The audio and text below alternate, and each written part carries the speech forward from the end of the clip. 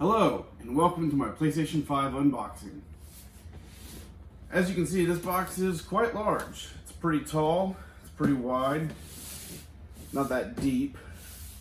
It is definitely taller and wider than the Xbox Series X box, but it's not quite as thick. I have a video on the Series X unboxing that I uploaded a couple days ago. If you haven't seen that yet, you can go look at it. But it's a nice white and blue theme here that's pretty consistent with Sony. Shows off their new design in the front and side and back. On the back, we have the slogan, "Play like never before." And it advertises its lightning speed, breathtaking immersion, and stunning games.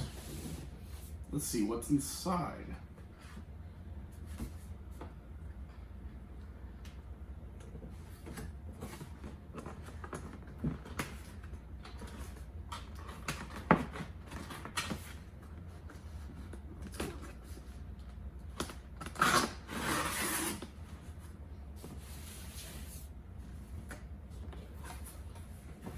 A lot more layers to opening this than there was for the Xbox.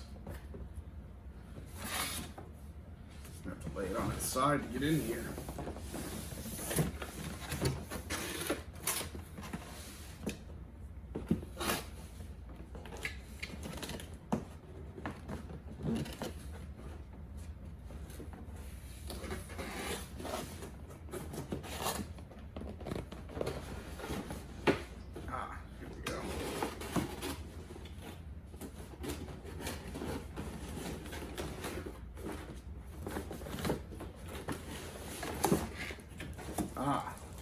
They have a box on the inside of the top part that contains all the extra bits, such as the charge cable, the quick start guide, the safety guide, the controller, which this controller is something I find kind of interesting. It's probably the most drastic change to the standard controller for a PlayStation since they came into existence. And I have to say, I kind of like the Stormtrooper-esque look of it. The bottom side of this, much like the new Xbox controller, it has a little bit of a grippy texture to it. Not nearly as much as the Xbox's controller, though.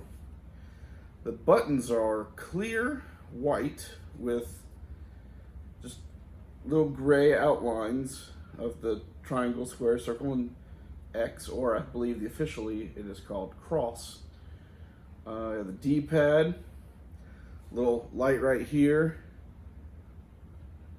Actually, I believe that is a microphone mute button because it's actually a button, and right underneath it is a picture of a microphone with a slash through it.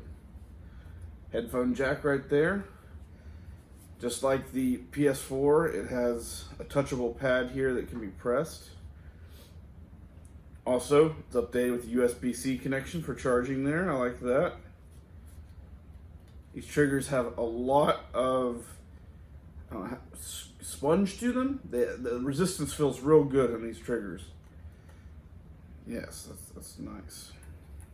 Good solid click on the analog sticks.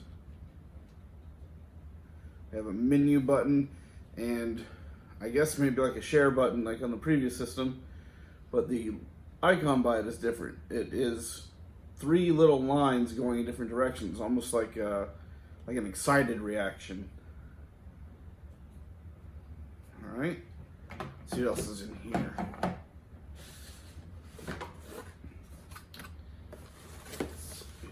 What is this? I don't know what this is. Is this a stand for it? Ah, yes. Looks like it has a stand. That was something I was not expecting. Perhaps for sitting it vertically and making sure it's stable. The Series X for the Xbox has a round base like this on it's built into it for when it sits vertically. It seems to have a separate stand with some sort of hook on it, perhaps for the controller. It does kind of fit there, sort of. Maybe. We'll see when I try to set it up. Also in here is an HDMI cable.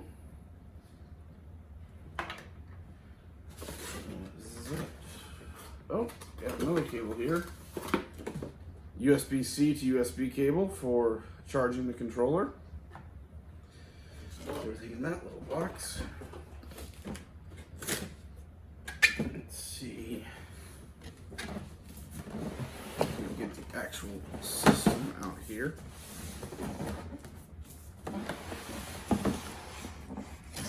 That is not empty.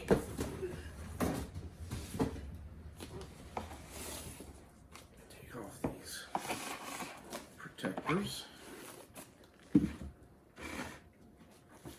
Wow, this thing is pretty tall. I actually think it's taller than the Series X. Not as thick, but much deeper. And yeah, it's definitely taller.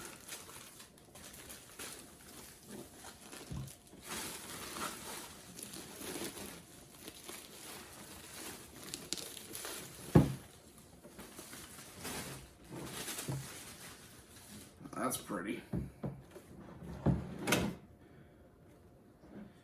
Let's see, it has a long ventilated opening on the back side, going the full length of the console.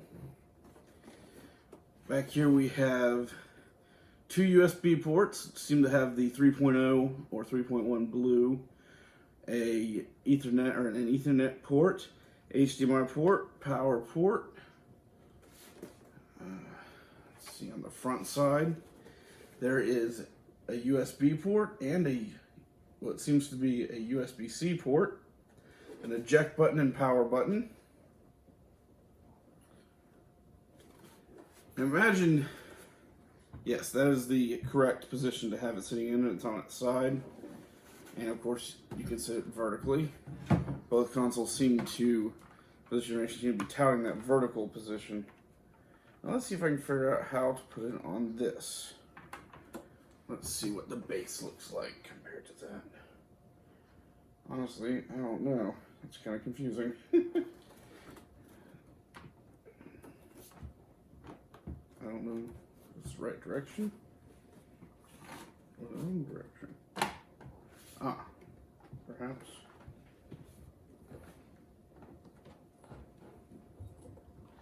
That seems like a better fit there. Oh, it even lets it has some swivel to it where the actual base of the base does not move, but the upper part does, so it swivels around a bit. That's nice. Let's see here. If I can get this. Make sure it's swiveling. Doesn't swivel much though. That's about it. Only a little range of motion. Unless there's a way to get it to move more. It won't go any further this way, and I don't want to fight that resistance. This does seem to be like a controller bracket. Perhaps it is. I'm not sure how it goes on there. Don't know. Figure that one out later. Maybe it's a cord management thing. It stays attached pretty well too. So that is neat. Oh wow. When you spin it around here, it reveals a spot where there's a screw. And I'm guessing that is a place for it to go. You could quite possibly mount this firmly into something so that it absolutely can't come off. That's neat.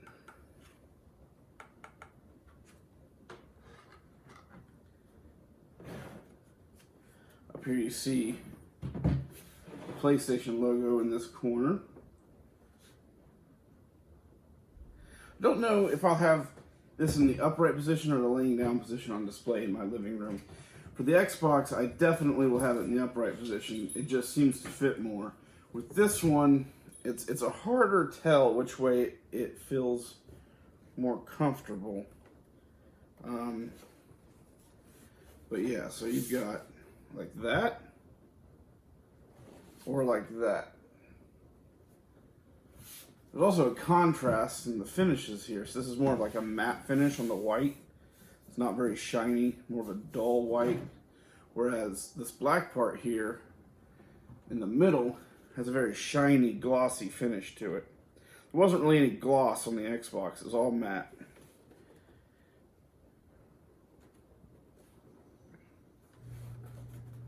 Well, there is your new PS5. Thank you for watching. So it turns out I was very wrong about how this mount goes on there. The little thing sticking off to the side is not for a controller. It is to go into the back of the PlayStation, and there's a screw that goes into the bottom of the PlayStation so the mount doesn't come off. But it is a good mount. It's on there pretty secure, and the screw was very easy to install. So there you go.